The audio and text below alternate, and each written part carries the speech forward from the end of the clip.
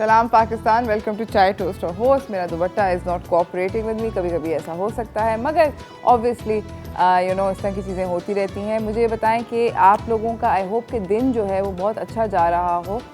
मेरा दिन काफ़ी अच्छा जा रहा है, but as time is passing by, specially इस दफ़ा काफ़ी सारी अजीब व गरीब चीज़ें सुनने को मिल रही हैं और हम आज शो पे भी उसके बारे में बात करना चाहेंगे। बिकॉज़ बहुत दिनों से बहुत ज़्यादा अफवाहें उड़ती हैं, लोग कहते हैं कि कुछ है कुछ नहीं है।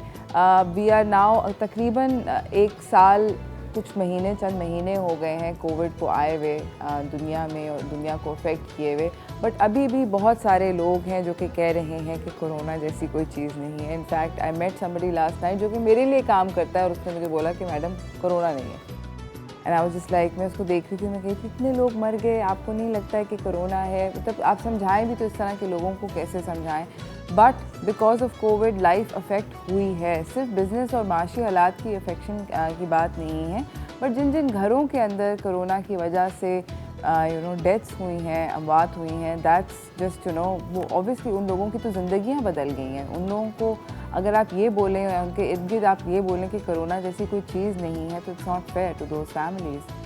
खैर, इसी के साथ मैं आप लोगों को बताना चाहती हूँ कि आज का जो हमारा शो है वो हम लोग उस पर बात करेंगे कि रमज़ान के अंदर हमारे पास जो मेहमान आएंगे रमज़ान के अंदर अभी क्योंकि इस दफ़ा जो सेकंड वेव आई है, थर्ड वेव जो आई है कोविड की, ये काफ़ी ज़्यादा स्ट्रॉन्ग है। रमज़ान के अंदर इसने काफ़ी ज़्यादा स्ट्रॉन्ग और बराबर वाले मुल्क में, इंडिया के अंदर आप लोग देख रहे हैं कि वहाँ पर कितने ज़्यादा बुरे हालात हैं, मगर हमारे मुल्क में भी उतने बुरे हालात नहीं, बट काफ़ी things are getting serious again and we need to, हम लोगों को कोशिश ये करनी चाहिए कि हम अपने आप को सेफ़ रखें, अपने फैमिलीज़ को सेफ़ रखें। मैं आप लोगों को बताती चलूँ कि बाय द वे पाकिस्तान में 3 जनवरी से, यानी कि इस साल के शुरू से लेके 2 मई तक कितनी कोविड डेथ्स हुई हैं? देयर हैव बिन 17,957, यानी कि काफ़ी बड़ा नंबर है। तकरीबन 18,000 डेथ्स हुई हैं एंड 8,25,000 तकरीबन लगभग केस हुए हैं कोविड के। और उसमें से 25 अप्रैल से अब तक 1,17 लाख बेसिकली, जैसे से 17 लाख तकरीबन कोविड के जो वैक्सीनेशन है उसके डोजेज़ एडमिनिस्टर किए गए हैं। ये नंबर बिल्कुल भी क्लोज नहीं है to trying to vaccinate the entire country. हम लोगों के मुल्क की इतनी बड़ी आबादी है, ये तो इनफैक्ट कराची का भी एक छोटा सा भी हिस्सा नहीं है of people to who are suppose to get vaccinated. उसके ऊपर से सोने पे सुहागा ये हुआ है कि Brazilian and south African strain जो है कोविड का वो आ गया है। और अब आप ये सोचेंगे कि ये क्या है, तो अगर अभी तक आपको नहीं पता है कि ये जो 2 ऐसे म्यूटेशंस हैं, 2 स्ट्रेन्स हैं ऐसे इस वायरस के, जिसकी वजह से एक तो ये कि वो वैक्सीनेशन जो है इतनी ज़्यादा उनके अगेंस्ट एफिकेसी उसकी नहीं है, वो उतनी अच्छी काम नहीं करती उन वायरसेस के अगेंस्ट। दूसरा ये है उसके साथ प्रॉब्लम कि बेसिकली ये जो है इससे आपकी डेथ होने का मोर्टेलिटी रेट जो है और इसकी ट्रांसमिशन जो है उसमें इजाफा हो जाता है, यानी कि तेज़ी से फैलता भी है, लोगों को आसानी से मारता भी है और वैक्सीन भी कुछ ख़ास उसके अगेंस्ट कर नहीं सकती। ये काफ़ी सीरियस ख़तरनाक बात है, इनके ऊपर हम लोग बात करेंगे later on in the show. But मेरी बार बार रिक्वेस्ट ये है उन लोगों से, उन नाजरीन से जो कि ये कह रहे हैं अगर अभी तक कि कोरोना से बचने की ज़रूरत नहीं है, अपने आप को हम मास्क के बगैर करके इधर उधर लेफ़्ट राइट पार्टी कर लें। मैं काश आप लोगों को दिखा सकती, मगर हम लोगों के सेट के ऊपर भी जितने भी लोग हैं कैमरे के उस तरफ जो होते हैं, उन सब लोगों के मास्क पहने होते हैं। मैं अकलौती हूँ क्योंकि मैं आप लोगों को अपनी शक्ल दिखाना चाहती हूँ। उसके अलावा otherwise everyone on set is wearing mask. We have to be really really careful. इसी के साथ मैं आप लोगों को बताना चाहती हूँ कि मेरा आज का सवाल ये है कि हुज़ूर सल्लल्लाहु अलैहि वसल्लम जो हैं वो कौन से शहर में पैदा हुए थे, किस शहर में पैदा हुए थे हमारे जो नबी करीम हैं। अगर आप इस सवाल का मुझे सही जवाब देंगे तो मेरे पास अमेजिंग किस्म के गिफ्ट वाउचर्स हैं from New Yorker pizza, from burger lab. New Yorker pizza मैं आप लोगों को बताती चलूँ कि इस्लामाबाद, रावलपिंडी, लाहौर, पेशावर, क्वेटा के अंदर मौजूद है और बर्गर लैब जो है ये कराची में मौजूद है। तो आप मुझे कॉल करके किसी भी पॉइंट पर जवाब ये दे सकते हैं करेक्ट। मेरे पास गिफ्ट बास्केट का भी सवाल है, मगर मैं वो अभी नहीं आपसे करूँगी अभी, क्योंकि मुझे आपसे थोड़ी सी एक ज़रूरी बात करनी है। कोरोना की हम बात कर रहे हैं, अपने हाथ को साफ़ करने की बात कर रहे हैं, SOPs को फॉलो करने की बात कर रहे हैं, तो उसके अंदर जो बेहद एक ज़रूरी चीज़ है वो ये है कि हम अपने हाथों को बहुत अच्छी तरह से धोएँ। आपने जगह जगह हर जगह देखा होगा, सुना होगा और अब तक कि हाथों को धोना कितना ज़्यादा ज़रूरी है। तो आप लोग डेटॉल साबुन लेकर आएँ, डेटॉल हैंड वॉश है, ये 100 से ज़्यादा बीमारियों को आराम से मार देता है। प्लीज़ अपने हाथ को 20 सेकंड के लिए इससे धोएं, और उससे ये होगा कि ये छोटी सी आदत है, इससे आप अपनी फैमिली को प्रोटेक्ट कर सकते हैं। बीमारियां फैलाने वाले जरासीम को आप मार सकते हैं। आपके जो सर्कल है ऑफ प्रोटेक्शन वो आहिस्ता आहिस्ता करके बढ़ता चला जाएगा। आप लोग अपनी फैमिलीज़ को, अपने आप को बहुत अच्छे से प्रोटेक्ट रख सकते हैं। आप लोगों को ये भी बताती चलूँ कि डेटॉल का ये जो सरफेस स्प्रे है ये सॉफ्ट और हार्ड सर्फेसेस दोनों के ऊपर इस्तेमाल हो सकता है। इसको बेसिकली बहुत आसान है इसको यूज़ करना। आप इसको 15 to 20 सेंटीमीटर्स अवे अगर रखते हैं फ्रॉम क्या कहते हैं, फ्रॉम द सरफेस, और आप इसको उसके बाद स्प्रे करते हैं तो ये बहुत आसानी से सैनिटाइज़ कर देता है और डिसइंफेक्ट भी कर सकता है, depending on what you want to do. अगर आप इसको वाइप कर देते हैं तो ऑब्वियसली सरफेस उस वक्त सिर्फ सैनिटाइज होगी, मगर अगर आपने पूरी तरह सारे जरासीम को मारना है तो फिर इसको स्प्रे करके वहाँ पर गीला छोड़ दें और उसके बाद उसको एयर ड्राई होने दें, तो वहाँ पर जितने भी जरासीम होंगे उनका ख़ात्मा हो जाएगा। आई होप कि आप लोग ये छोटी छोटी चीज़ें जो हैं, हाथ धोना, अपने आप को प्रोटेक्ट रखना, इन सब चीज़ों को फॉलो करें। अगर आप फॉलो करेंगे तो आई एम श्योर कि हम सब लोग इवेंचुअली इस खौफनाक बीमारी को डिफ़ीट करने में कामयाब हो जाएंगे। हमें बहुत ज़्यादा ज़रूरी है कि हम इसको शिकस्त दे दें। इसी के साथ मैं जा रही हूँ एक छोटी सी ब्रेक की तरफ। ब्रेक से वापस आऊँगी तो मेरे पास आपके लिए बहुत एक एक्साइटिंग चीज़ है, और वो है ये कि मेरे पास गिफ्ट बास्केट है, जिसका मैंने आपको जिक्र किया था, क्योंकि हमने कल एक गिफ्ट बास्केट अनाउंस करी थी, मगर आज मैं एक नया हफ्ते का सवाल अनाउंस करना चाहती हूँ। Come up with a really good one this time again guys. इसी के साथ हम जा रहे हैं छोटी सी ब्रेक की तरफ। ब्रेक से वापस आएंगे, बातचीत को जारी रखेंगे, कहीं ना जाइएगा, देखते रहिए चाय टोस्ट और host.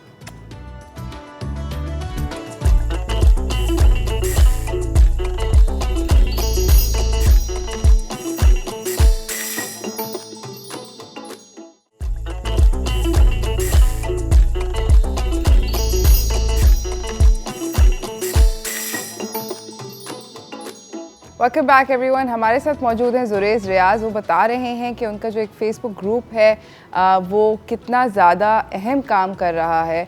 I really admire the effort, because मेरे भी फेसबुक के ऊपर अक्सर पॉपअप करता है और मैं हमेशा सोचती थी कि यार ये लोग कौन लोग हैं, इतनी ज़्यादा मदद करें लोगों की। सो जुरेज़, you doing a wonderful job. सुना है आपने एक और नया एक्साइटिंग चीज़ स्टार्ट करी है। You basically try to help a neighbouring country. India के अंदर भी आपने कोरोना रिकवर्ड वॉरियर्स का फेसबुक ग्रुप बनाया है। जी बिल्कुल, मैंने कोरोना रिकवर्ड वॉरियर्स इंडिया के नाम से भी एक ग्रुप बनाया। The idea was to enable them, ताकि वो भी इसी तरह ही एम्पावर हो सकें और अपने लोगों को सपोर्ट कर सकें। इस वक्त जो क्राइसिस है वो ह्यूमैनिटेरियन है, no political differences and nothing from our side, ताकि लोगों की फैमिलीज़ को बचाया जा सके। वो भी किसी की माँ, किसी का बाप वहाँ पर फंसा हुआ है और उसको अगर हम किसी तरह से सपोर्ट कर सकते हैं तो we are trying to do that. Idea उसमें ये है कि मैंने ग्रुप तो बना दिया है, बट उसकी जो सारी मैनेजमेंट टीम है वो सारी इंडिया की है। I am trying to train them कि किस तरह से हमने पाकिस्तान का ग्रुप रन किया था और डिजिटली सारा डेटा इकट्ठा किया था across Pakistan of all the oxygen vendors, and किस तरह से लोगों को कनेक्ट करते थे, उनको थोड़ा सा ट्रेन करके तो I am going to hand it over to them, ताकि वो फिर इसको आगे लीड कर सकें। I will just be there to support them whenever they need me. उनको एक तरह से पुश किया गया है कि इस आइडिया के ऊपर ज़रूर फोकस करें so that you can get help. That's amazing. That's a really noble cause. मुझे ये बताएं कि आपके ग्रुप ने अभी तक तकरीबन कितने केसेस को हेल्प करा है रिकवर करने में सोफा? रिकवरी का एग्जैक्टली हमारे पास डेटा नहीं होता, बिकॉज जो पोस्ट करने वाले लोग होते हैं वो किसी अपने कज़न के लिए पूछ रहे होते हैं या किसी दोस्त के फादर के मदर के लिए पूछ रहे होते हैं। रिकवरी का डेटा एग्जैक्टली हमारे पास नहीं होता, बट अगर आप क्वेरीज़ का अंदाज़ा लगाएं तो हमारे ग्रुप पे अप्रॉक्सीमेटली कोई 36,000 35,000 के करीब क्वेरीज़ हैं। उनमें से कोई 31,000 को हमारे ग्रुप के थ्रू रिजॉल्व किया गया है, through different moderators, through different connections, through different doctors.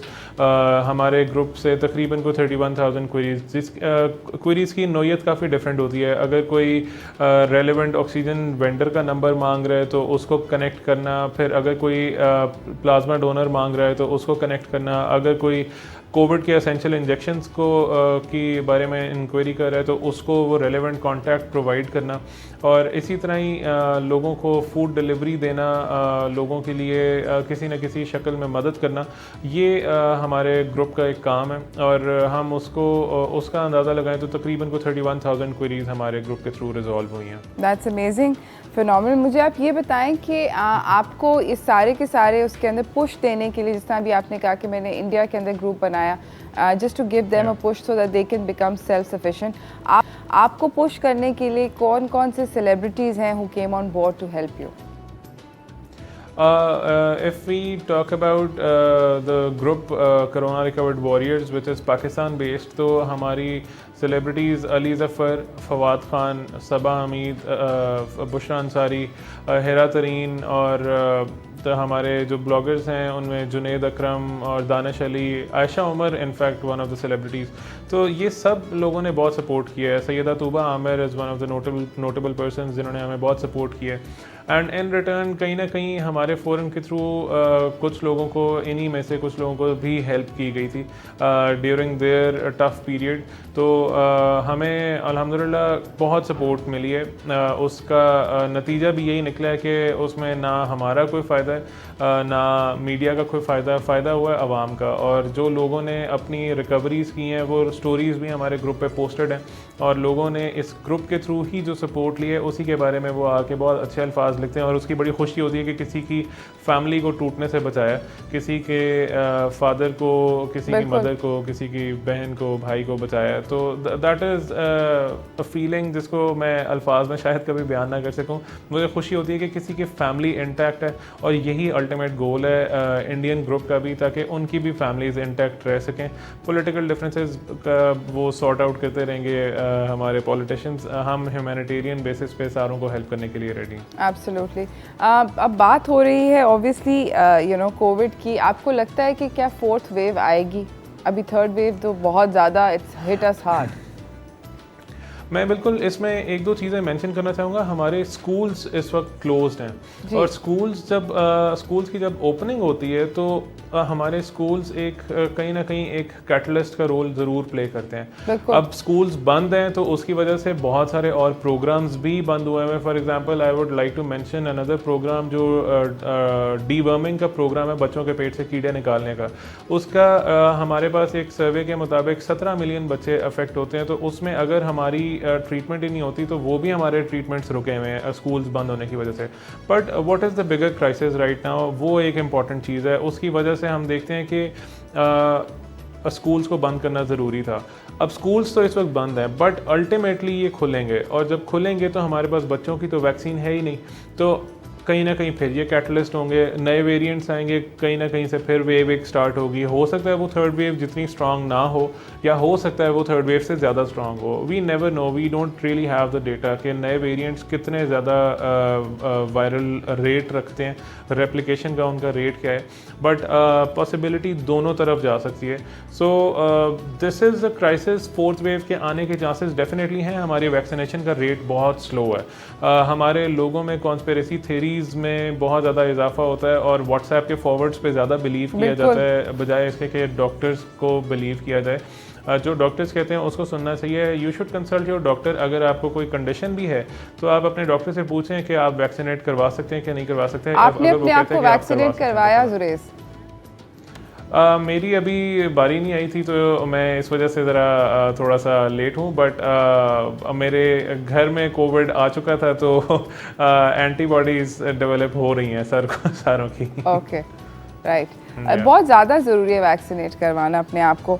मैं ये जानना चाहती हूँ, अभी आप ये कह रहे थे कि वैक्सीनेशन का रेट बहुत स्लो है। I agree with you. अभी तक सिर्फ और सिर्फ हमारे मुल्क के अंदर 17 लाख वैक्सीन्स के डोज लगे हैं, वैक्सीनेशन के डोज लगे, विच इज़ नथिंग। इट्स मतलब मजाक भी नहीं है ये तो। इतना सा एक छोटा सा, अगर एक किसी शहर का, मेजर सिटी का, पाकिस्तान के किसी मेजर सिटी का एक आधा एरिया भी नहीं है, कोई एक आधा इलाका भी नहीं हम कह सकते कि उसके लोग भी सारे वैक्सीनेट हो गए हों।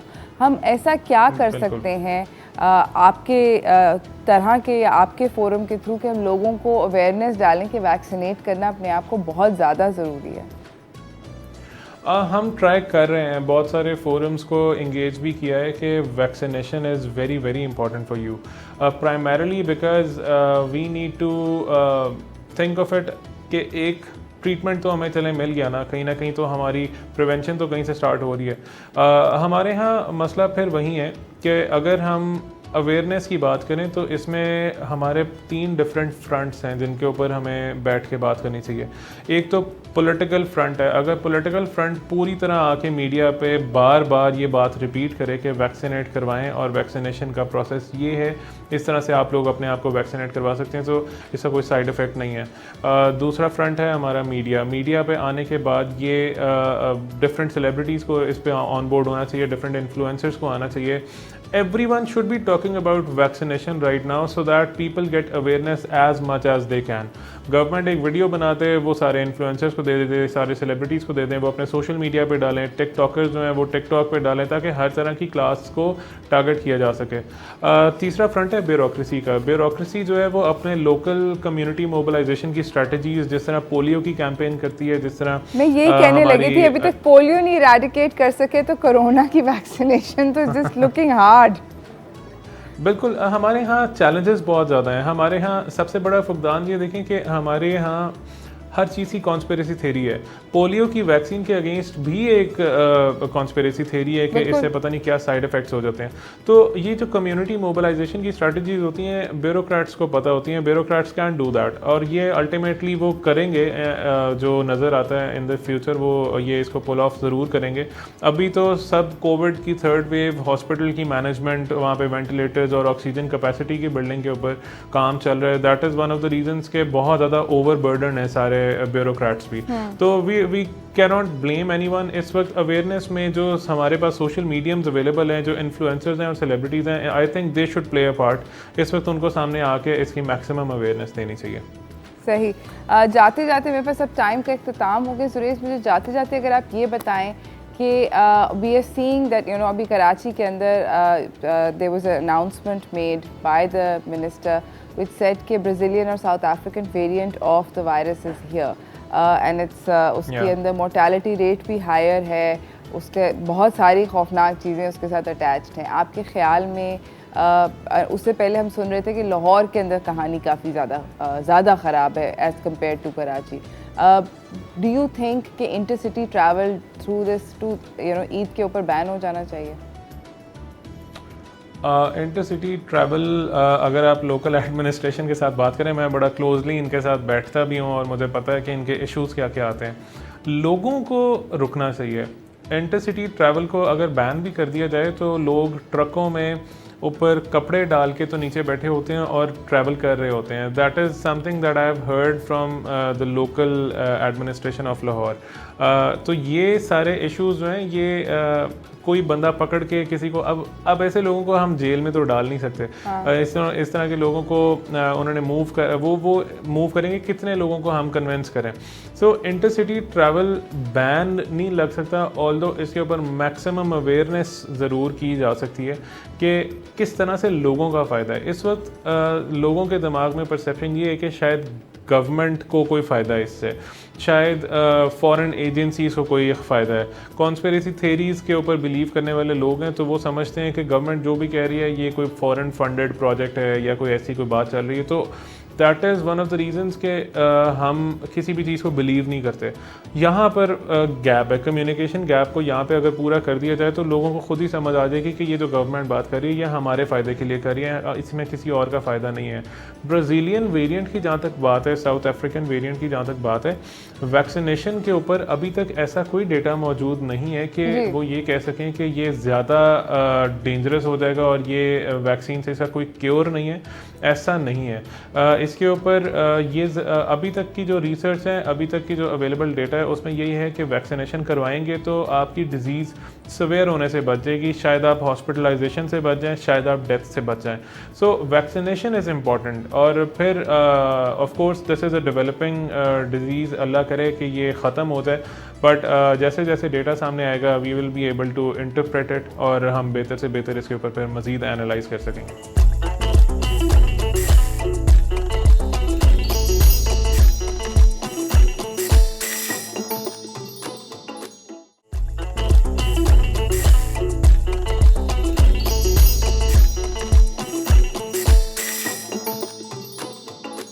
Welcome back everyone. हमारे साथ जुरेज रियाज हैं जिन्होंने हमें लाहौर स्टूडियो से ज्वाइन किया हुआ है। जुरेज से बातचीत हो रही है कोरोना का। इन्होंने कोरोना रिकवर्ड वॉरियर्स के नाम से एक बहुत सक्सेसफुल फेसबुक ग्रुप बनाया था पिछले साल, जिसने बहुत ज़्यादा लोगों की मदद करी और अभी तक मदद कर रहे हैं। जुरेज से अब मैं अगला मेरा जो सवाल है जुरेज वो ये है कि हमारे मुल्क के अंदर बहुत सारी चीज़ें नहीं हैं in terms of health care system. आपके ख्याल में अभी इक्विप्ड कि अगर कोई इंडिया में जिस तरह की इस वक्त सिवियर किस्म की वेव आई हुई है, अगर ये पाकिस्तान में आती है तो आपके ख्याल में अभी equipped to deal with it? हमारा जो हेल्थ केयर इंफ्रास्ट्रक्चर है हमारे हाँ डेफिनेटली बहुत चीज़ों की शॉर्टेज है। एंड यहाँ पर मैं मेंशन ये करना चाहूँगा कि ऑक्सीजन की कैपेसिटी बिल्डिंग जिस तरह से गवर्नमेंट कर रही है बहुत अच्छे रेट पे कर रही है। एंड आई एम एज्यूमिंग कि हमें ये ऑक्सीजन का क्राइसिस बहुत ज़्यादा शिद्दत से नहीं आएगा। डेफिनेटली ये आ सकता था अगर इसके ऊपर कोई बहुत ज़्यादा एक्टिविटी ना होती और हाइप ना मचती जिसमें definitely I would like to appreciate the media as well कि मीडिया ने भी बहुत ज़्यादा इसको हाइप दी थी एंड देन इसके ऊपर काम किया गया है और डेवलपमेंट डेफिनेटली हुई है। इसको जो हेल्थ केयर इंफ्रास्ट्रक्चर को अगर हम पूरी तरह एनालाइज करें तो हमारी कैपेसिटी ओवर द टाइम काफ़ी अच्छी तरह बिल्ड हुई है। ऑक्सीजन से लेके वेंटिलेटर्स हमारी बहुत सारी डिफरेंट जगहों पे बहुत अच्छी डेवलपमेंट है। तो आई गेस अभी तक के तो जो स्टेटिस्टिक्स हैं मुझे लगता है कि हम कोप अप कर जाएंगे, बट वेव पे डिपेंड करता है एंड देन अगेन लोगों पे डिपेंड करता है कि लोग कितना केयर करते हैं। सिवेरिटी, मैं उसकी सिवेरिटी की बात करी थी। अच्छा, मुझे ये बताएं कि आपके ख्याल में अभी अनाउंसमेंट्स हुई हैं about the south African virus and the Brazilian mutation, ये जो म्यूटेट करके वायरसेस आ रहे हैं बार बार कभी कुछ सुनने को मिलता है कभी कुछ सुनने को मिलता है कि इस जगह पे ये लोग पाए गए। आपके ख्याल में कि जब भी वायरस म्यूटेट करता है नेचुरली इट्स इतने सारे डॉक्टर आके बोलते हैं कि वो तो वैसे ही करता है, कौन सा कहाँ से कर आता है, that's not the point. But आपके ख्याल में कि इतने सारे जब ये म्यूटेशंस हो रही हैं तो क्या लोगों को एक्स्ट्रा केयरफुल हो जाना चाहिए या जितने केयरफुल थे उतने ही रहें, पैनिक करें या ना करें बेसिकली? नहीं, बिल्कुल एक्स्ट्रा केयरफुल होना ज़रूरी है क्योंकि वेरिएंट्स जिस तरह से डेवलप होते हैं उसमें पता नहीं होता कि उसकी सिवेरिटी कितनी ज़्यादा हो जाएगी।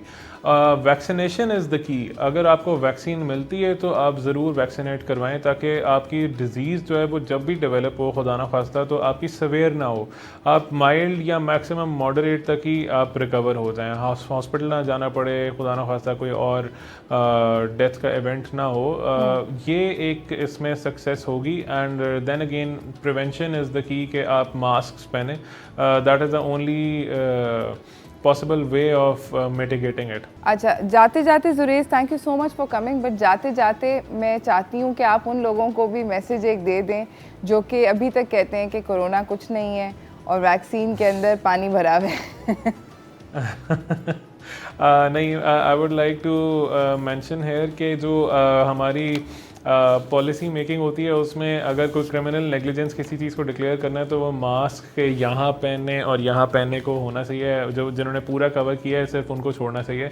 और जो लोग डिनाई करते हैं कि कोविड एग्जिस्ट करते हैं, उन लोगों को हॉस्पिटल में कोविड वार्ड्स में ड्यूटी लगानी चाहिए, so that they are actually absolutely agreed, बिल्कुल उनकी वार्ड्स में ड्यूटी लगनी चाहिए। इसी के साथ नाजरीन हम लोग जा रहे हैं एक छोटी सी ब्रेक की तरफ। ब्रेक से वापस आएंगे और हम लोग आपसे बातचीत को जारी रखेंगे, कहीं ना जाइएगा, stay tuned.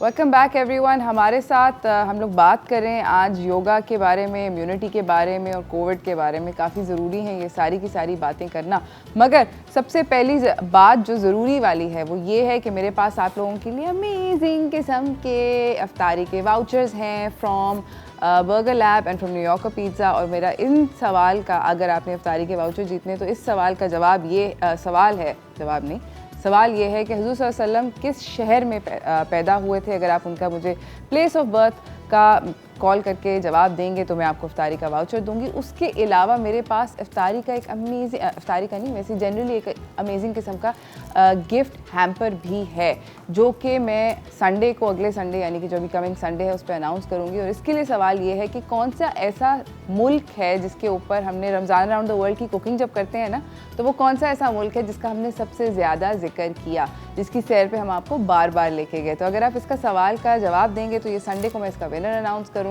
Do call us and let us know कि कौन सा ऐसा मुल्क है जहाँ पे हम आपको ज़्यादा सैर पे लेके गए हैं। इसके बाद अब मैं आपको अपने अगले मेहमान से मिलवाना चाहती हूँ, तो चलते हैं जाना तो जहाँ की तरफ।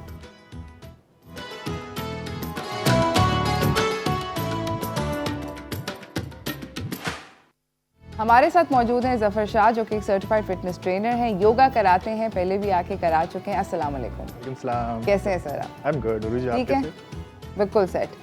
मुझे ये बताएं कि कोविड की तीसरी लहर जो है वो ज़ोरों शोर पे है। हम लोगों को अपनी इम्यूनिटी के बारे में डर लग चुका है, समझ नहीं आ रही अपनी इम्यूनिटी को स्ट्रॉन्ग करना कैसे है। तो आप बताएं कि कोई ऐसी योगा क्या हेल्प करती है इम्यूनिटी के अंदर बढ़ाने में? डेफिनेटली करती है। असल में उरूज होता क्या है कि yoga helps you to reduce the hormones, जो कि आपकी स्ट्रेस हार्मोन्स जो होते हैं उसको काफ़ी रिड्यूस करता है। And then it relax in your जो आपका स्पाइनल कॉर्ड है उसको थोड़ा रिलैक्स करता है। दीज आर द थिंग्स जो कि आपकी लीड करता है, आपकी जो इम्यून स्ट्रांग होता है इसकी वजह से होता है। The other thing is that the breathing, जो हम सांस ले रहे होते हैं, जिस तरह से हम सांस ले रहे होते हैं वो चीज़ इसके अंदर बहुत ज़्यादा इन्वॉल्वमेंट होती है आपकी जो इम्यून स्ट्रॉन्ग करने के लिए।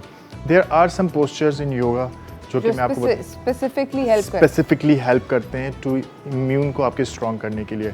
तो I will be doing that too. Okay, मुझे ये एक और आपसे बात पूछनी है, आपके ख्याल में कि ये जब हम करते हैं ये सारे पोजेस वगैरह कर लिए, तो क्या इसका इंस्टेंट रिजल्ट होता है या थोड़े दिनों बाद मिलते हैं? कितनी दफ़ा करने पड़ते हैं?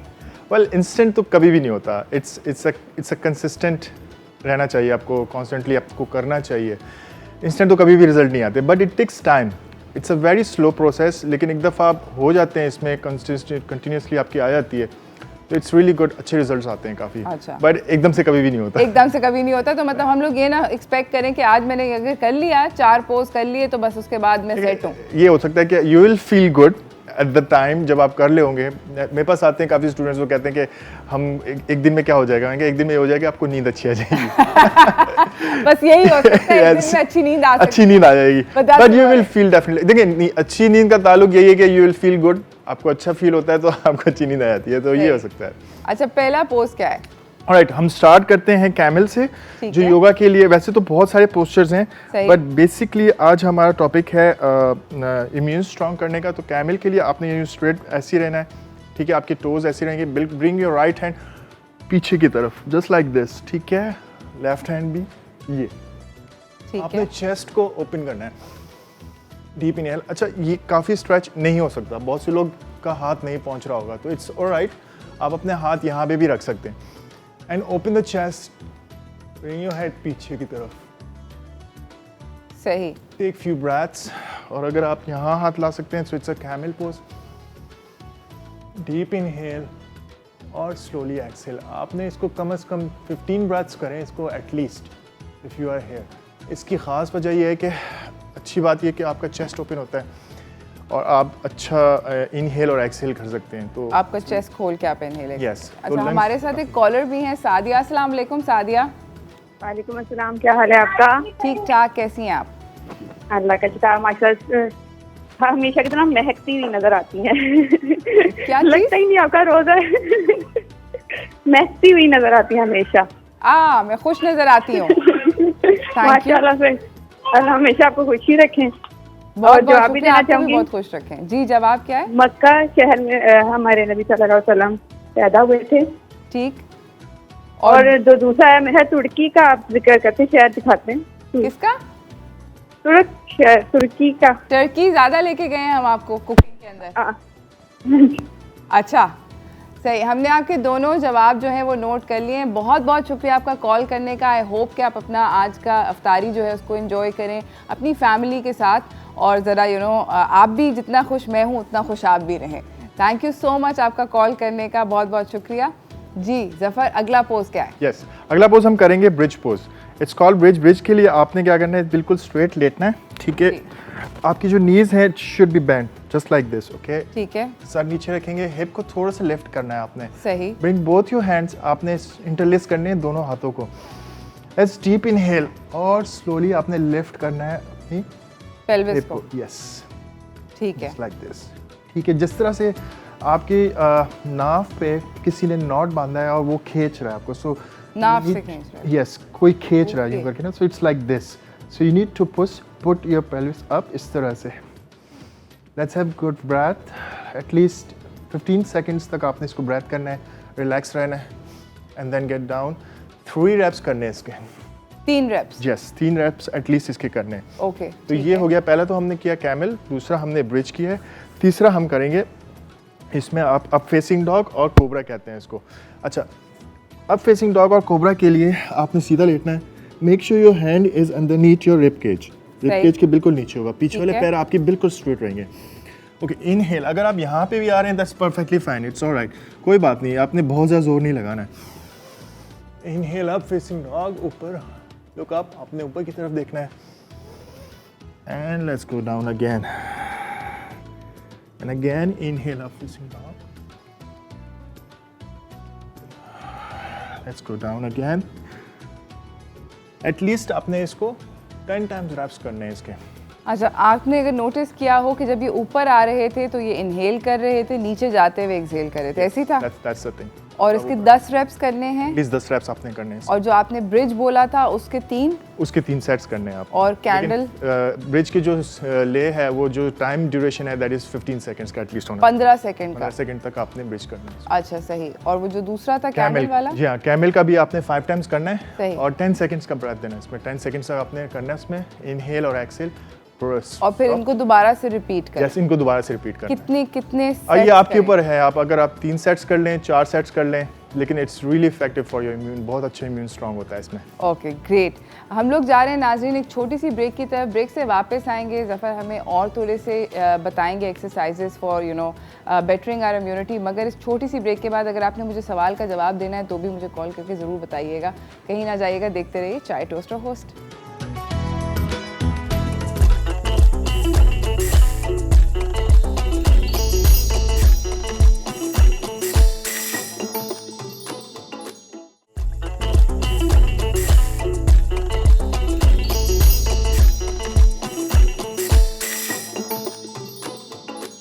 Welcome back everyone. हमारे साथ मौजूद हैं ज़फ़र शाह जो कि हमें सिखा रहे हैं इम्यूनिटी अपनी बेहतर कराने की डिफरेंट योगा पोजेस।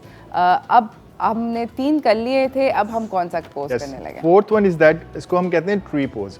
अच्छा, tree is purely balancing pose, आपने खड़े होकर करना होता है मोस्टली। वैसे नॉर्मली तो ट्री पोज यही होता है कि आपने ऊपर ले आते, लेकिन बहुत से लोग नहीं कर पाते इसको। So it's all right. First of all आपने क्या करना है, put all your weight on your left leg, ठीक है। आपने लेफ्ट लेग पे लिया है। इफ़ यू आर हेयर, आप perfectly fine, you are doing really great, that's all right, कोई बात नहीं। अगर आप ऊपर पैर नहीं आ रहा, कोई बात नहीं, you just learn how to balance first. आप यहाँ पे हो, आपने स्ट्रेट खड़े होना है। Deep inhale, slowly raise your hands up, exhale, bring your hands down. बस आपने एक जगह पे फोकस ये करना है कि आप किसी एक पॉइंट को देख रहे हो, आप इधर उधर ना देख रहे हो। If you are looking here and there, आप इधर उधर देखेंगे तो बैलेंस नहीं हो पाएगा। तो इट्स गिर प्योरली, जाएंगे। Yes, it's purely in your mind. It's not कि किसी का वेट ज़्यादा है तो वो बैलेंस नहीं कर पाता। तो इट टेक्स टाइम। इवेंचुअली आपका एक वक्त आएगा कि आप इस तरह से आराम से इसको बैलेंस कर पाते हो। लेकिन but most important thing is that you need to focus on one point, एक जगह को देखना है।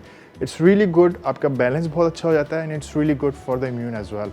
दूसरा, इट्स ऑल्सो अच्छा हो सकता है इसमें कि आपकी जो कॉन्सेंट्रेशन होती है हाँ, उसमें काफ़ी ज़्यादा इंप्रूवमेंट आती है, क्योंकि यू कंसिस्टेंटली आप एक जगह देखते हो और आपने बैलेंस किया होता है अपनी बॉडी को। It's like this. ओके। और ये कितनी दफ़ा करना है, कितनी देर खड़ा होना है? हाँ, थोड़ा सा डिफ़िकल्ट पोज है, इट टेक्स टाइम। शुरू में आपको थोड़ी वॉल की भी ज़रूरत पड़ेगी, बट ये है कि जितना लंबा, जितना लेंदी आप ले सकते हैं, जितना कम लंबा कर सकते हैं। Yes. और पहले एक टांग पे करें फिर दूसरी यस, टांग पे। एंड इवेंचुअली फिर आप चेंज करते हैं। होता क्या है कि आपने अपना वेट जो है वो एक टांग पे लेकर आते हैं, then lift your left leg, just like मैंने अभी राइट लेग पे अपना वेट लेकर आया हूँ, मैंने लिफ्ट किया लेफ्ट लेग को, तो वो आपने इधर लेकर आना है। सो इट्स लाइक दिस। ये फिर अपनी स्पाइन को स्ट्रेट करना होता है। ठीक है, अमेजिंग। हमारे साथ एक कॉलर भी हैं। अस्सलाम वालेकुम। वालेकुम अस्सलाम मैम, मैं फायदा बात कर रही हूँ कराची से। कैसी हैं आयजा? अल्लाह का करम, बहुत अच्छा शो है, आपको शौक से देखती हूँ मैं। और सवाल का जवाब दूंगी। इससे जी। पहले फर्स्ट क्वेश्चन का आंसर है, अरब के मशहूर शहर मक्के में पैदा हुए हमारे प्यारे नबी सल्लल्लाहु अलैहि वसल्लम। बहुत बहुत शुक्रिया। और और आप दूसरा जवाब है तुर्की। कौन और सी? मुझे आपकी शो तुर्क जवाब है मेरा, तुर्की में टूर किया है आपने ज्यादा। और मुझे आपकी शो की जो बास्केट है बहुत बहुत बहुत पसंद है, और हाउ विन टुडे कि मैं विन करूँ, मेरी खुशकिस्मती है। और आपका शो मुझे बहुत पसंद है मैम। थैंक यू, बहुत बहुत शुक्रिया आपका कॉल करने का। आई होप कि आप अपना दिन एंजॉय करें। योगा करती हैं? योगा करती अच्छा। हूँ मैं, आपके शो से बहुत कुछ सीखा है मैंने माशाल्लाह। हैं? और आपके शो में कुकिंग बहुत अच्छी होती है। आपके शो में जो गेस्ट आते हैं इतनी अच्छी नॉलेज देते हैं कि हमें बहुत अच्छी इसमें अवेयरनेस आती है ma'am. Thank you so much. आपका बहुत बहुत शुक्रिया आयजा कॉल करने का। एंड आई होप कि आप अपना दिन एंजॉय करें। हम लोग अब ज़फ़र के पास जाना चाहते हैं। ज़फ़र, अब आप मुझे बताएं कि आपने ब्रीदिंग एक्सरसाइजेस के बारे में बात करी थी कि सांस लेना कितना ज़्यादा ज़रूरी है। तो कोई ऐसी स्पेशल ब्रीदिंग एक्सरसाइज भी, उस कोरोना जो है वो आके डायरेक्टली फेफड़ों को अफेक्ट करता है? देखिए, डेफिनेटली फेफड़ों को इफेक्ट करता है। आपको जो मैं टाइम बताता हूँ, सुबह का टाइम बहुत अच्छा टाइम है, क्योंकि सुबह की जो फ्रेश एयर होती है उसमें आपने ये ब्रीदिंग करनी है। करना आपने सिंपल है, कुछ भी नहीं करना, सिर्फ सांस लेना है, सांस छोड़ना है। लेकिन किस तरह से करना है वो मैं आपको बताऊंगा। सही। देखें, इट्स अ डीप ब्रेथ। आपने काफ़ी मतलब जैसे कि स्टार्ट करें 4 सेकंड से, वैसे तो हम लेके चलते हैं इसको 6 सेकंड्स तक। जैसे कि इनहेल 6 सेकंड्स तक, आपने 6 सेकंड्स तक इनहेल ही करना है, सांस खींचते ही रहना है, स्लोली और खींचना है। लेकिन सो इट्स लाइक दिस, 1 2 3 4 5 6। यस, मैं बोलती हूँ। Yes. अच्छा, आप करें। सॉरी गलती हो गई। Okay, let's go again. You Yes. Sipping air. So हाँ। 1 2 3 4 5 6 yes, stop. And then we Exhale. exhale 8 seconds. 1 Keep exhaling.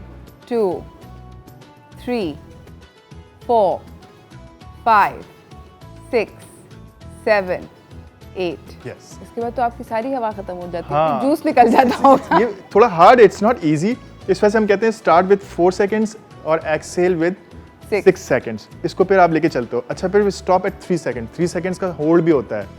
अच्छा, देखिए, it's a very long breath, deep breath. और डीप इसमें आपके लंग्स के जो फंक्शन होता है ना वो बहुत अच्छा हो जाता है, and it's really really effective. Wow. Okay, so basically दोबारा से अगर मैं अब नाज़रीन को बताना चाहूँ कि स्टार्ट करें, आपने 4 सेकंड्स के लिए सांस खींचा, 3 सेकंड्स के लिए होल्ड किया और 6 सेकंड्स के लिए उसको बाहर फेंका। यस। और फिर उसके बाद आप मतलब प्रो टिप अगर है, अगर वो फिर 6 3 एंड 8 हो जाता है। Yes. But initially you can start with 4 3 and 6। ऐसी है? ऐसे ही है, डेफिनेटली। ओके, उसके अलावा और आप कह रहे हैं कि सुबह के वक्त ही करना सुबह चाहिए। के वक्त, सुबह के वक्त आपने जाना। It's really good. सुबह की जो फ्रेश एयर होती है, वैसे मेरी क्लास सुबह की होती है, तो मैं यही कहता हूँ कि सुबह के वक्त का जो योगा होता है और जो ब्रीथिंग होती है, it's really effective for your lungs, खासतौर पे आजकल। ओके, और कोई ऐसा अच्छा टाइम मतलब योगा का सुबह के वक्त के अलावा? रमज़ान में तो नॉर्मली जो टाइम है वो यही है कि इफ्तार से पहले ही होता है, क्योंकि वो एक टाइम मिलता है लोगों को करने का। बट बहुत से लोगों, मैंने अभी अपने पोस्ट लगाई थी, मैंने पूछा था तो काफ़ी लोगों ने कहा कि हम सुबह को करते हैं। तो सुबह का टाइम आई वुड से कि 6 से 7 बजे इज़ द बेस्ट टाइम। 6 से 7 बजे सुबह को वो अच्छा टाइम होता है। और क्या योगा कमरे के अंदर करना चाहिए या बाहर करना चाहिए? देखिए कमरे के अंदर तो आजकल चूँकि कोरोना बहुत ज़्यादा है तो आई वुड रिकमेंड कि आप ओपन एयर में करें, लॉन में करें, गार्डन में करें। सुबह का टाइम बहुत अच्छी फ्रेश एयर होती है। नॉर्मली तो स्टूडियोज़ में तो अंदर ही होता है, लेकिन ये होता है कि आई डू रिकमेंड आउटडोर अपने गार्डन में, अपनी गार्डन में या फिर आपने। हमारे साथ एक कॉलर भी हैं नौरीन जी। अस्सलाम वालेकुम नौरीन। अस्सलाम वालेकुम रोज, कैसी हैं रोज? ठीक ठाक, आप कैसी हैं? मैं बिल्कुल ज़बरदस्त, अल्लाह का शुक्र अल्हम्दुलिल्लाह। क्या बहुत हो रहा अच्छा है? शो करती हैं। मैं आपकी रेगुलर कॉलर हूँ, माशाल्लाह आप बहुत अच्छे शोज कंडक्ट करती हैं रोज। Thank you so much Naureen. और रोज मुझे 2-3 बातें पूछनी है छोटी छोटी। पूछिए। एक तो मुझे संडे के विनर मेरे मिस हो गया था, मुझे नहीं पता चला कि वो बास्केट के विनर लास्ट वीक कौन था। हम लोग वो शो कट हो गया था बिकॉज ऑफ वो खबरें आ गई थी, ब्रेकिंग न्यूज़ आ गई थी, मगर अगर आप सोशल मीडिया पे चेक करें तो उसके ऊपर हम लोगों ने डाल दिए थे विनर्स। अच्छा, और मुझे एक बात पूछनी थी रोज कि मार्च की फर्स्ट वीक में मैंने एक बास्केट विन की थी। बहुत से लोगों के बीच में कुरंदाजी में सिर्फ मेरा नाम निकला था। हैं? मगर जी मार्च के फर्स्ट वीक में। मार्च के फर्स्ट वीक में, ओके। वो मुझे नहीं मिली और कोई कॉल नहीं आई। हालांकि आप लोग हमेशा देते हैं चीजें। कासिम यू बैड बॉय, आप फिक्र नहीं करें नौरीन, मैं अभी बात करती हूँ और मैं उनसे पूछती हूँ कि क्यों नहीं आप तक बास्केट पहुँची। पूरी बास्केट विन की थी मैंने, मगर वो मुझे नहीं मिली। और मैं होप करती हूँ कि इंशाल्लाह मिल जाए। और आज के सवाल का जवाब भी दे देती हूँ। जी प्लीज। रोज मक्का है इसका जवाब और दूसरे का तुर्की है, मतलब तुर्क शहर ना। ओके तो ठीक है, इंशाल्लाह हमने नोट कर लिया। Thank you so much for calling Naureen. I am really sorry कि आपको अभी तक आपकी बास्केट नहीं मिली। वैसे तो सब लोगों को उनकी बास्केट्स मिल गई है, बट शायद आपकी ओवरलुक हो गई। आई एम रियली सॉरी। हम लोग शो के बाद इसके ऊपर प्रॉपर मीटिंग करेंगे, आप टेंशन ना लें। Thank you so much for calling and I hope you enjoy your day. जी ज़फ़र, आपको पता है कि मेरे पास आपके लिए एक तोहफ़ा है और ये लॉस्ट इन ट्रांसलेशन नहीं होगा मेरे पास, क्योंकि हम बात कर रहे थे आपसे about immunity, about corona and how to help immunity. तो नाज़रीन, मैं आप लोगों को बताती चलूँ कि क्योंकि हमारे पास हम लोग बात कर रहे हैं आज कोरोना के बारे में, अपनी इम्यूनिटी को बेहतर बनाने के लिए मेरे पास डालडा की जानिब से कि अमेजिंग किस्म का इम्यूनिटी किट है। और ये इम्यूनिटी किट क्या है, इसके अंदर इफ़ यू कैन सी, अगर आप लोग देखें तो यहाँ पर बेसिकली इसके अंदर ये डालडा का एक कनोला ऑयल आया है जिसके अंदर कलौंजी शामिल है। और इसके अंदर आप देख रहे हैं कि 3 कलौंजी के ऑयल्स हैं। और इसके अंदर मैं आप लोगों को बताती चलूँ कि इससे आप बहुत मज़े की रेसिपीज़ बना सकते हैं। एक छोटी सी ये है इसके अंदर कुक बुक जो आपको मज़े की रेसिपीज़ बताती है कि इसके अंदर आप क्या क्या बना सकते हैं। So if I can just read one out to you, तो इसके अंदर है hash brown omelette is one of the recipes that is in the book. और भी इसके अलावा बहुत मज़े की रेसिपीज़ हैं जो कि आप डालडा के कनोला ऑयल के साथ बना सकते हैं। इसके अलावा मैं आपको बताती चलूँ कि इसके अंदर, इस ऑयल के अंदर विटामिन ए, डी और ई और एंटीऑक्सीडेंट्स और ओमेगा 3 और 6 तो होते ही हैं। उसके अलावा इसके अंदर एक बहुत ज़्यादा इम्पॉर्टेंट चीज़ होती है जिसका नाम होता है थाइमोक्विनोन। हम सब लोगों ने कलौंजी की बहुत सारी ऑयल जो है जब कोरोना शुरू हुआ था, आई थिंक सब लोगों ने जाके ख़रीदा था। वैसे भी उसको ज़िंदगी का एक हिस्सा बनाना चाहिए, not just because of Covid, वैसे ही जनरली आपको उसको अपना हिस्सा बनाना चाहिए। उसकी वजह ये है कि कलौंजी का ऑयल हमारी इम्यूनिटी को बूस्ट करता है, हमारी इम्यूनिटी को बेहतर बनाता है, जो कि बहुत ज़्यादा ज़रूरी है। आप लोग प्लीज़ इस ऑयल को लेकर आएँ, ट्राई करें और आई एम श्योर कि आप जो हैं उसको एंजॉय करेंगे। ऑब्वियसली ये जो है ये छोटी बॉटल है, इसकी बहुत बड़ी अच्छी वाली साइज़ की बॉटल आती है। You can bring it home, you can make salads with it, you can cook with it. आप इसको अपनी बहुत आराम से अपनी डेली रूटीन का हिस्सा बना सकते हैं। तो मैं आप लोगों को डेफिनेटली रेकमेंड करूँगी कि आप ये ऑयल लेकर आएँ, इसके साथ कुक करें, इसको आप बनाएँ। और आज मैं ये पूरे का पूरा बॉक्स जो है अपने अमेजिंग मेहमान ज़फ़र के लिए इस बॉक्स को ज़फ़र को दूंगी। ज़फ़र, आप जाके इससे आप रेसिपीज़ बनाएंगे और आप मुझे फिर मैसेज करेंगे और आप कहीं मुझे बताएंगे कि आपने क्या क्या बनाया। मुझसे अभी कासिम यही पूछ रहे थे कि आपको बनाना आता है। मैंने कहा मुझे खाना आता है। आता है? बनाना नहीं आता, मुझे खाना आता है। खाना आता है तो भाई इसके अंदर रेसिपी बुक है ना, और आप चाहते क्या हैं, आप रेसिपी बुक के साथ आप बनाएंगे। Zafar, thank you so much for coming and I hope you enjoy the immunity kit. इसी के साथ नाज़रीन हम एक छोटी सी ब्रेक की तरफ जा रहे हैं। ब्रेक से वापस आएंगे, हम आपसे बातचीत करेंगे और भी बहुत सारी ज़रूरी बातचीत अभी बची हुई है। एक नए मेहमान आएंगे, कहीं ना जाइएगा, stay tuned, will be right back.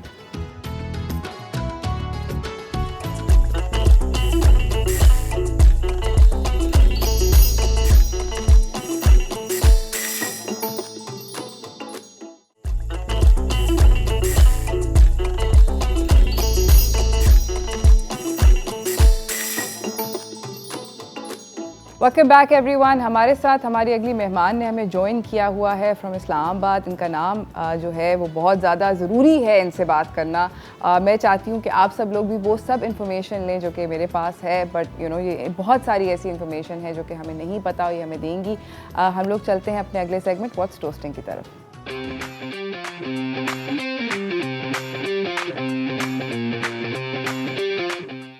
हमारे साथ मौजूद हैं डॉक्टर उज़मा बशीर आमिर, जो कि नेशनल प्रोफेशनल ऑफिसर हैं फॉर WHO कंट्री ऑफिस। अस्सलाम वालेकुम।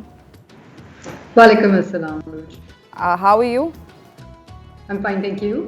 रमज़ान मुबारक। आपको भी बहुत ज़्यादा। रमज़ान आपने बड़ा इंटरेस्टिंग स्टार्ट ही आपने इंटरेस्टिंग लिया। रमज़ान आ गया है, third wave is on it's it's rising, और हम लोगों को क्या करना चाहिए? WHO क्या रेकमेंड करता है कि we all know what WHO is, but क्या रिकमेंडेशंस हैं आपकी फॉर रमज़ान? ओके, सो एक तो ये है कि रमज़ान में वैसे आपने अपनी सेहत का कैसे ध्यान रखना है, that's staying healthy during Ramzan, and all of us know it, but just to reiterate, there are 3 important things to do. You need to eat healthy. You need to make sure that you drink plenty of water, and you need to also make sure that you keep busy and stay active despite Ramadan, and also make sure that you try to get as much sleep as possible, which I think can be challenging at times. लेकिन Covid की situation में आपने अपने आप को रमज़ान में कैसे safe रखना है, there are some additional things, क्योंकि रमज़ान में हम बहुत ज़्यादा कम्युनिटी एक्टिविटीज़ और उनमें भी इन्वॉल्व होते हैं। बिल्कुल। तो हम अपने आप को किस तरीके से महफूज रख सकते हैं रमज़ान के दौरान? सबसे पहले तो ये है कि रोज़ा रखने में कोई प्रॉब्लम नहीं है। आप रमज़ान में आराम से रोज़े रखिए अगर आप सेहतमंद हैं और आपको कोई इश्यूज़ नहीं हैं। रमज़ान के दौरान कम्युनिटी एक्टिविटीज़ जिनके अंदर बहुत सारे लोग इकट्ठे होते हैं, उसमें सोशल डिस्टेंसिंग का ध्यान रखना बहुत ज़रूरी है। Government of Pakistan recommends 2 metre social distance, यानी लोगों के दरमियान इतना फासला मौजूद हो, जो कि ऑब्वियसली रमज़ान में थोड़ा मुश्किल हो जाता है। बाहर भीड़ होती है, हजूम में हम जाते हैं, और उस टाइम पे इस फासले का ध्यान रखना बहुत ज़रूरी है। आप अभी खुद ही कह रही थी कि थर्ड वेव इज़ हियर। इन हालात में हमारे लिए एहतियात करना बहुत ज़रूरी है। मास्क का इस्तेमाल लाजमी है।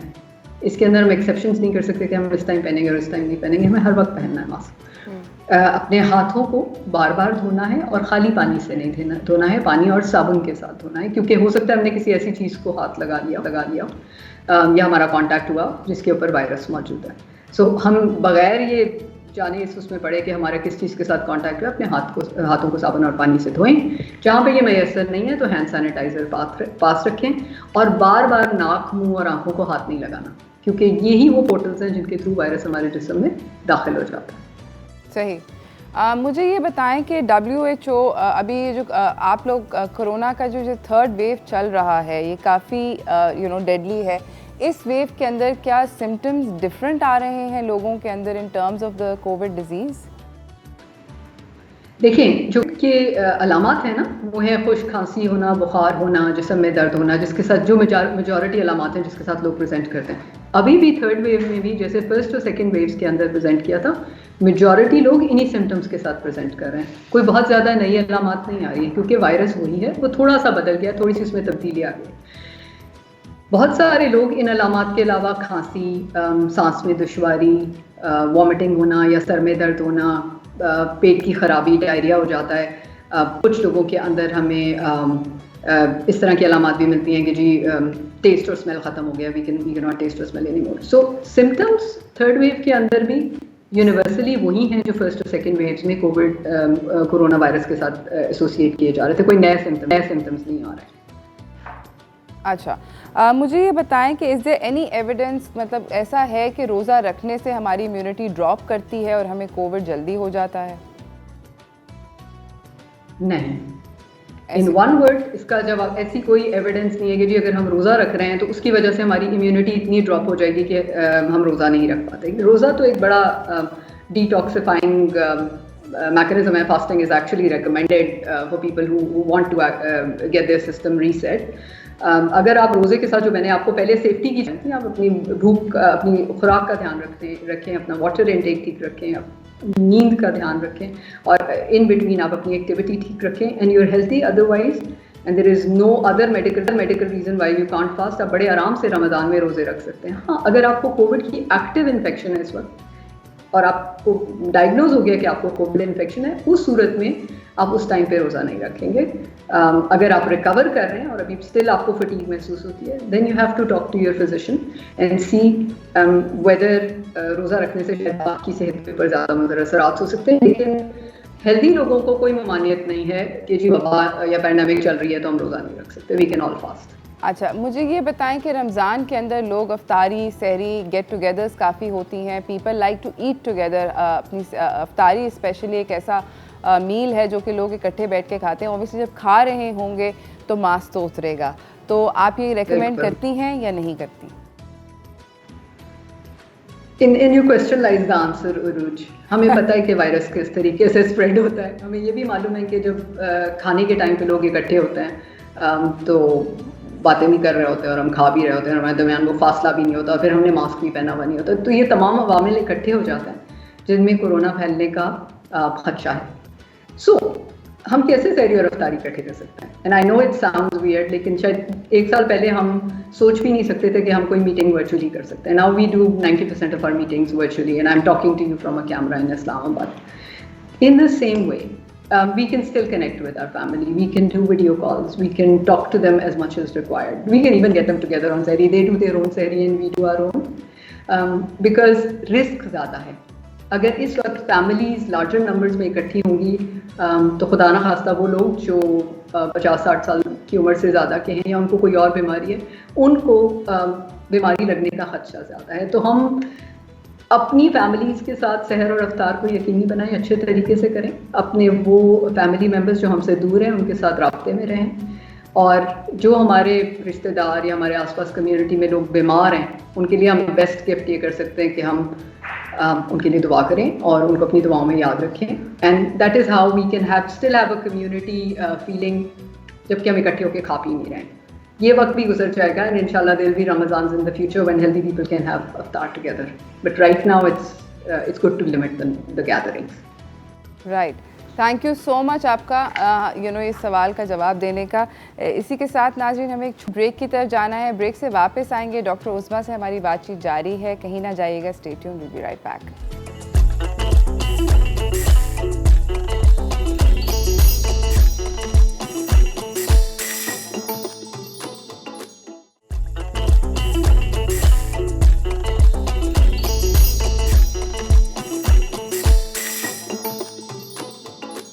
हमारे साथ WHO से हमें इस्लामाबाद से ज्वाइन किया हुआ है डॉक्टर उस्मा बशीर ने। बहुत सारे सवालात हैं जो कि बहुत ज़रूरी हैं। जल्दी मेरे पास टाइम का मुकाबला सख्त होने की वजह से मैं डॉक्टर उस्मा से जल्दी से पूछना चाहती हूँ। मुझे ये बताएं कि रमज़ान के अंदर बहुत सारे लोग सदक़ात देना चाहते हैं, एहतियात देना चाहते हैं और ख़ुद अपने हाथ से देना चाहते हैं। What is a good way to do it? रुकना नहीं चाहते। Okay, so a great way to do is you can still continue doing that. आप ओपन गैदरिंग नहीं करेंगे जहाँ पे आप लोगों को खाना बांटें। You can actually make packets of food and distribute that to people. But you distribute it in such a way, इस तरह से बांटिए कि बहुत सारे लोगों का हजूम या भीड़ ना हो। फिर आप ज़कात या सदक़ात देना चाहते हैं, देयर इज़ अ डिजिटल वे, आप डिजिटल ट्रांसफ़र कर लीजिए, ईजी पैसा करवा दीजिए लोगों को, बजाय इसके कि अपने हाथ से आपने पैसे देने। मकसद तो हमारा ज़कात या सदक़ात करना है रमज़ान में मैक्सिमम। तो आप लोगों को अफ्तार कराना चाहते हैं तो वो पैकेट्स आप उनके घर पहुंचवा दीजिए या एक किसी डिस्ट्रीब्यूशन पॉइंट से उनको दे दीजिए, बजाय इसके कि आप लोगों को इकट्ठा करके बांटना है। ये ध्यान रखिए कि जब आप ये चीज़ें लोगों के लिए बनवा रहे हैं या वो करवा रहे हैं तो जो सप्लायर हैं वो भी उन चीज़ों का ध्यान रखें, और जो लोग उस खुराक को बना रहे हैं या उसको पैक कर रहे हैं वो भी बीमारी से महफूज हो और वो अपनी सफाई का ध्यान रखें। और ये हम एश्योर कर सकते हैं, ये पिछले रमज़ान में भी होता रहा है और इंशाल्लाह इस साल भी कोई प्रॉब्लम नहीं होगा। तो आपको कोई ममानियत नहीं है काम करने में, हमें सिर्फ एक एक्स्ट्रा एहतियात और प्रिकॉशन करना पड़ेगा इसके लिए। बहुत बहुत, ये तो बहुत आपने अच्छा सवाल बताया। अब हम आते हैं क्वेश्चन ऑफ द आवर पे, वो है कोरोना की वैक्सीनेशन। मुझे ये बताएं कि कितना ज़्यादा ज़रूरी है इस वैक्सीनेशन को लगवाना। इस सवाल का सिंपल जवाब ये है कि आपके पास एक तरफ ये ऑप्शन है कि आप नेचुरली वायरस से इन्फेक्ट हो जाएं, क्योंकि वायरस की 3rd वेव पाकिस्तान में आई हुई है, फॉलो अप वेव्स भी आ सकती हैं क्योंकि वायरस अभी सर्कुलेट कर रहा है, अभी हम पैंडेमिक सिचुएशन में हैं। जब आप बीमार होंगे वायरस से तो आपको नहीं पता कि आपकी बीमारी आपको कहाँ लेके जा सकती है। It can be mild, it can be moderate, it can be very severe. दूसरी तरफ आपके पास वैक्सीन का ऑप्शन अवेलेबल है जो आपको तैयार करता है इस बात के लिए कि जब वायरस का हमला होगा तो आपके जिस्म में एंटीबॉडीज मौजूद होंगी। So you are better prepared, you are ready. And so इसलिए बहुत ज़रूरी है, ख़ासतौर पे जो हमारे वल्नरेबल पॉपुलेशन है, जो मैंने आपको बताया था जिन लोगों में रिस्क होता है, और इसके अलावा हर वो पर्सन जो ज़मीन के ऊपर इस वक्त मौजूद है वो ससेप्टेबल है टू कोविड। सो सीक्वेंशली हर बंदे को वैक्सीन लगना ज़रूरी है, ये हमारी अपनी सेहत के लिए ज़रूरी है और उसमें बेहतरी है। सीक्वेंशली तो आपने बात कही, मगर ये स्कूल्स और बच्चे जो हैं उनके लिए क्या वैक्सीनेशन बच्चों को लगवानी चाहिए? बिकॉज बच्चों का सुना है कि वायरल लोड जो होता है वो काफ़ी ज़्यादा होता है एडल्ट्स के निस्बत। हाँ, सो उरूज, अगर हम we go into the science of it, for simply speaking, बच्चों की इम्यूनिटी जो होती है ना एक प्रोसेस इन डेवलपमेंट होती है, क्योंकि हम याद करते, our body learns by getting infected again and again with different pathogens. तो बच्चों का वो एक्सपीरियंस कम होता है, इसलिए वो वायरस को काफ़ी टाइम तक शेड करते हैं। हैविंग सेड दैट, बच्चों में बीमारी के अलामात बहुत कम है, परसेंटेज बहुत कम है एडल्ट्स के मुकाबले में, इसलिए प्रायोरिटी वाइज पहले एडल्ट्स को कर रहे हैं। जब एडल्ट्स को वैक्सीनेट कर लेंगे तो बीमारी को उस तरह वो बच्चे भी इनडायरेक्टली प्रोटेक्ट हो जाते हैं, क्योंकि डिजीज़ ट्रांसमिशन या डिजीज़ का फैलाव जो है ना वो कम हो जाता है। बच्चों को वैक्सीनेशन अल्टीमेटली लगेगी। आप खुद ही जानती हैं कि पॉपुलेशन वाइज कंट्री में बच्चों की पॉपुलेशन इज़ 10 to 15% और बाकी पॉपुलेशन ज़्यादा है, उनको हम पहले लगाएंगे और गवर्नमेंट ने इसी तरह से प्लान किया हुआ है कि अल्टीमेटली सबको लग जाए। सही। अच्छा, मुझे ये बताएं कि कोविड वैक्सीनेशन लगने के बाद कितनी देर तक आपके पास एंटीबॉडीज़ डेवलप होती हैं? How long does it take कि वो इम्यूनिटी आपकी बेहतर हो करे? इसका कोई एक जवाब नहीं है, and the simple answer would be we don't know everything. What we do know is कि जो एंटीबॉडीज़ डेवलप होती हैं वो कुछ लोगों में 3 महीने, कुछ लोगों में 6 महीने, मुख्तलिफ अरसे तक रह सकती हैं। और इसका ताल्लुक इस बात से भी है कि जब आपको या मुझे वैक्सीन लगाई जाए तो मेरी इम्यून रिस्पांस कैसी थी। तो इंडिविजुअल डिफरेंसेस होते हैं, ठीक है। अभी इसके ऊपर रिसर्च जारी है, कोई क्लियर आंसर अवेलेबल नहीं है। कम अज़ कम 3 मंथ्स कुछ स्टडीज़ में बताया गया है, लेकिन मैं इसके ऊपर कोई हतमी जवाब आपको नहीं दे सकती क्योंकि it's still a work in progress. Right. दूसरा मेरा अगला सवाल ये है कि is one vaccine better than the other, कि फ़लानी वाली लगवाएं और ये वाली ना लगवाएं, और बहुत सारे ओपिनियंस हैं कि ये वाली वैक्सीन ज़्यादा इफेक्टिव है। एफिकेसी के मामले में is there one that we should do? So there isn't one that WHO would say and recommend that you should get one in preference to the other. All these vaccines have come through a process of emergency evaluation and emergency approval. Emergency approval का मतलब ही ये होता है कि इस वक्त हमारे पास pandemic की इमरजेंसी इतनी है कि ये वैक्सीन लगाना हमारे लिए बेहतर है। So from a technical point of view, right now all these vaccines need to be given to people and that is why they are being rolled out. किसी एक के जिसके 1 डोजेस होते हैं या 2 डोजेस होते हैं उससे उसकी आप प्रेफरेंस नहीं डिटरमाइन कर सकते हो। जो वैक्सीन मुल्क में अवेलेबल है और आपको ऑफर की जा रही है, हमारी रिकमेंड होगी go for it, get the vaccine, get the protection that you can get right now. मुझे अब आप अगला सवाल, सॉरी बहुत सारे सवाल हैं, I am really sorry doctor Uzma, मगर जल्दी से अगर आप मुझे ये बताएं कि कोविड की वैक्सीनेशन का कोई साइड इफ़ेक्ट है या नहीं? आमतौर पे वैक्सीन के जो साइड इफेक्ट्स होते हैं ना, वो जहाँ पे आपको टीका लगता है वहाँ पे आपको दर्द होती है, थोड़ी बहुत फीवर हो सकती है, लोग generalise body aches and pains का भी कहते हैं। मुख्तलिफ वैक्सीन के साथ मुख्तलिफ साइड इफेक्ट्स बताए गए और वो इन्फॉर्मेशन उस वैक्सीन के साथ मौजूद होती है। मेजॉरिटी लोगों को, मिलियंस को वैक्सीन लग चुकी हैं और अभी तक सिर्फ माइल्ड साइड इफेक्ट्स मेजॉरिटी में रिपोर्ट हुए। तो यही है, फीवर, पेन, जिस जगह पे आपको टीका लगा है वहाँ पे आपको थोड़ी सी दर्द हो जाएगी, स्वेलिंग हो जाएगी, जो 1-2 दिन में ठीक हो जाता है। ज़्यादा है तो आप कोई फीवर के लिए मेडिसिन ले सकते हैं। ठीक है, जाते जाते अगर आप कोई मैसेज देना चाहें to all the viewers as to अपने आप को हम लोग किस तरह प्रोटेक्ट कर सकते हैं, नॉट ड्यूरिंग रमज़ान मगर अभी आगे ईद आ रही है, लोगों का बहुत दिल चाहेगा एक दूसरे से मिलने का, फैमिलीज़ का, और अक्सर फैमिलीज़ डिस्पाइट नोइंग सब कुछ भी वो फिर भी मिलना चाहेंगी, तो आपका any message that you'd like to give to people? I'd like to say one thing, which is एहतियात इलाज से बेहतर है. Protect yourself because there are people who love us and there are people we love. और ज़रूरी है कि हम ध्यान रखें, हम वही तमाम एहतियात करें ईद के दिनों में और इकट्ठे होने के दिनों में. This Eid might better be celebrated virtually rather than traveling long distances and getting sick. So last one message is stay safe and stay healthy and stay protected from COVID. Thank you so much doctor Uzma, आपका आने का बहुत बहुत शुक्रिया और हमें इतनी सारी बातें बताने का भी बहुत शुक्रिया. इसी के साथ नाज़रीन आज के शो का अख्ताम हुआ है. मैं आप लोगों को आज के विनर्स बताना चाहती हूँ. सादिया लाहौर से और फ़ाइज़ा कराची से. कंग्रेचुलेशंस आप दोनों को कि आप लोग जो हैं आप लोगों ने मेरी ये इफ्तारी वाउचर्स विन किए हैं बर्गर लैब की तरफ से और न्यूयॉर्कर पिज़्ज़ा की जानिब से. सो congratulations both of you. I hope कि आप लोग अपनी इफ्तारी एंजॉय कीजिए.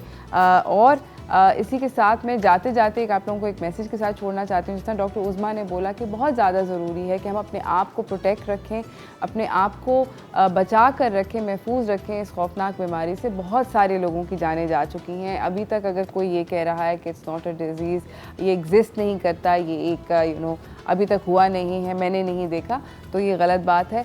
प्लीज़ अपने आप को सेफ़ रखें, मास्क पहनें, अपने हाथों को धोएं, अपने आप को सेफ्टी का डिस्टेंस रखें. इसी के साथ मुझे मेरी टीम को इजाज़त दीजिए. अल्लाह हाफ़िज़.